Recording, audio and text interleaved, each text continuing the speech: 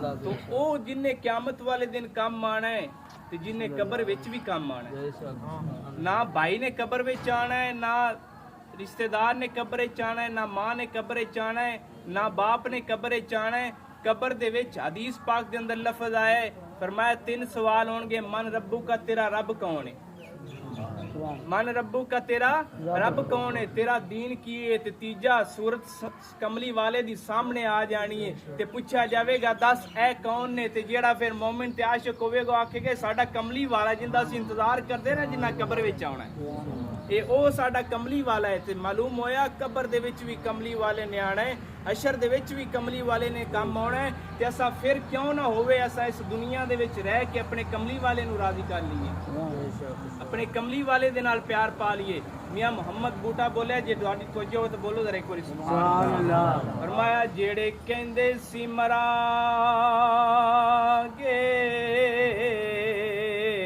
नाल तेरे अज उन्हां भी बाजियां ओए हारियां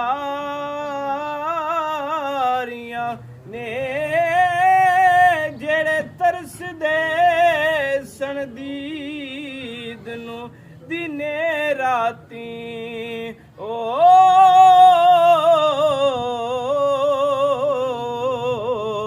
अज उन्हां भी ढोलियां बारियां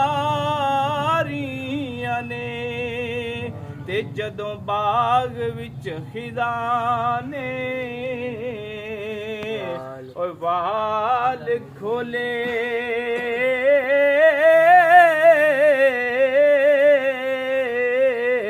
पंछी उड़े गए मारे उडारियां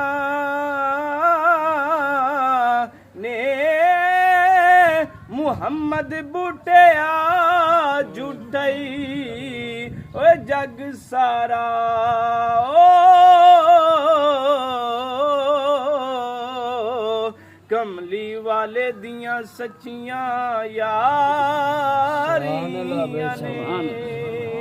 ते फिर क्यों ना असी कमली वाले नाल यारी ला के ते इस उम्मत दा दर्द अपने सीने विच रख के इस दुनिया तो चले जाइए। एक अल्लाह दे फकीर दी गल सुनाना जे तुहाडी तवज्जो होवे तां इधर वेखी मुसलमाना जरा गौर करी। एक अल्लाह ताला दा फकीर होया है, पहाड़ दे उत्ते बह जांदा है, अल्लाह अल्लाह करदा है, रब रब करदा है।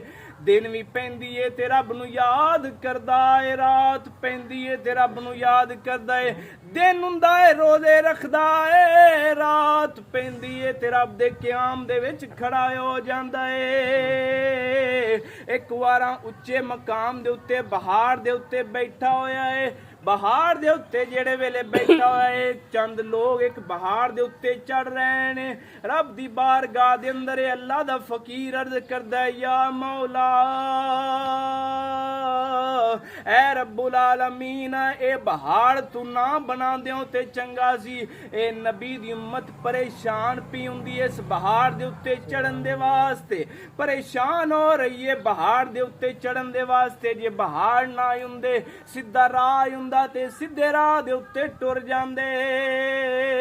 इधर वेख इन्नी देर नू की होया है, रब्बुल आलमीन ने फरिश्ते नू गल दिता है, फरमाया जा फरिश्तिया साडे इस फकीर नू जाके कह दे तू साडी बनाई हुई चीज दे उत्ते तू एतराज भी करना है। पहाड़ असां बनाए ने, ए मखलूक असां बनाई है, असां जानिए ते साडा कम जाने। तू हुन्ना कौन है? तू कौन हुन्ना है साडे ना पहाड़ां दे उत्ते एतराज करन वाला? मालूम होया रब जिन्नू जिंज बनांदा है, जिन्नू काला बनावे ओनू ए बंदा एतराज नहीं करना चाहिए जी इनू काले रंग दा बनाया, जिंदा नक जिंजे ओ अल्लाह ने अपने जिवें चांदा सी उन्ने उंज बना छड्डे, जिंदा रंग जिवें चांदा सी बना छड्डे। जे बिलाल नू काले रंग दा बना के आशिकां दा सरदार बनाना सी ते रब ने बनाना सी। रब जिवें चांदा सी उन्ने उवें मखलूक नू पैदा फरमाया। हुण इधर वेख मुसलमाना फरिश्ता आया के कहंदा ओ फकीरा तू अल्लाह दी बनाई हुई पहाड़ दे उत्ते इतराज क्यों कीता है? रब तेरे नाल नाराज हो गया है, पहले तेरा ਅੱਲਾ तेरी जेड़ी लिस्ट सी ओ फकीरां दे विच शामिल सी हुण बदबख्तां दे विच शामिल कर दित्ती गई है। फकीर कहंदा है जी कोई गल नहीं, पर इन्ना मैनू पता चल गया है रब साडी गल वल्ले तवज्जो ते करदा है। सुभान अल्लाह। हुण अल्लाह दा फकीर जेड़ा है इन्नी गल कीती सु ते फरिश्ते नू बोल के कहन लग्या ओ फरिश्तिया रब नू जा के कवी मैनू बदबख्तां दे विच शामिल ते कर दिता ही, पर जेड़े वेले क़यामत दा दिन आवे तेरे हिसाब किताब दा मैदान लग जावे, कोई जहन्नमी बन जाणगे ते कोई जन्नती बन जाणगे। कहन लग्या उस फरिश्ते नू अल्लाह दा फकीर मेरा जिस्म मौला एडा वड्डा कर देवी, इन्ना वड्डा कर देवी कि जहन्नम तेरी दे अंदर मैं कल्ला पूरा आ जावां।